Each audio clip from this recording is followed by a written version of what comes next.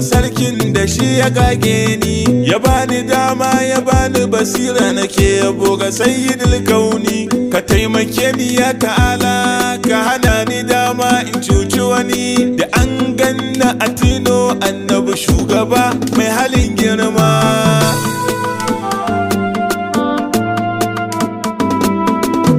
Salati gun manzan Allah shugaban Rasulullah, wanda ya zarce duk bayan Allah Habibu Aminullah.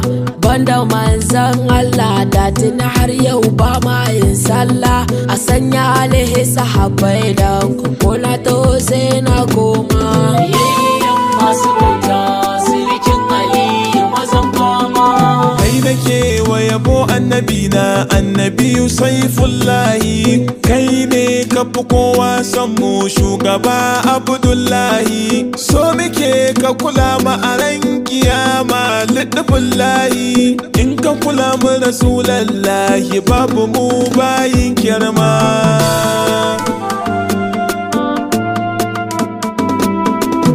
Kasarci annabawan Allah ya bansu faɗi matu, kai ne shugaba a cikinsu ya rainan Halimatu. Dole ya gaisuwa a gabanka ya angon su Ramlatu, kai kadai Allahu ya zaba ya tattara wa dukkan girma. Biyayyen masu bauta sirikin Ali mazan fama, kai na fi so sama da komai har raina gaba daya. San ka shi ne wayewa ya shugaban masu gaskiya, a so ka sama da komai wannan shi ne imanin gaskiya. In dai ka so wani sama da annabi to mara imani ka zama.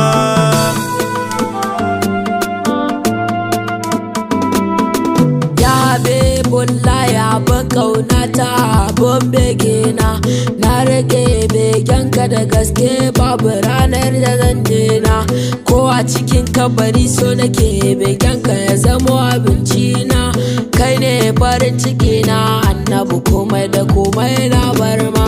Biyayyen masu bauta sirikin Ali mazan fama,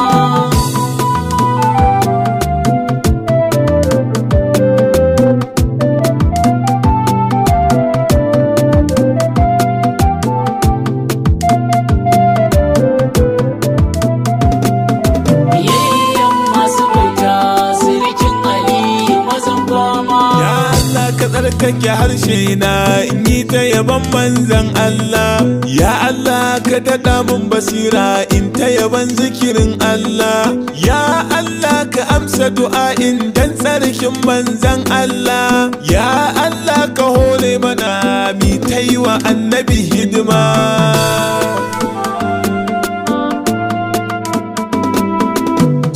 Kansa gidan aljanna za a buɗe domin kai, da ka ce a buɗe dole a buɗe dan kwakai ne kaɗai kakai. Ya abin alfahar ɗina ga na gaban ka na kas da kai, ranar rabon aljannan nan ka ce ada da ni nima. Biyayyen masu bauta sirikin Ali mazan fama, Sani Yahaya wannan shine ful ɗin sunana. Abbasi Sale ne sunan da mutane suka fi kirana.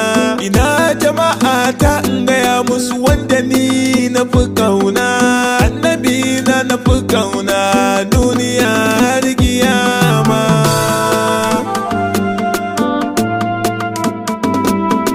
Halibili o ne sunana, kasa da ni a masoyanka. Babu wanda nake kauna a duniya kamar mai Makka. Ka yarda da ni ma'aikin Allah, ni ma ziyarce ka. Kai nake wa yabo annabi na, kai nake wa tsantsar kauna. Biyayyen masu bauta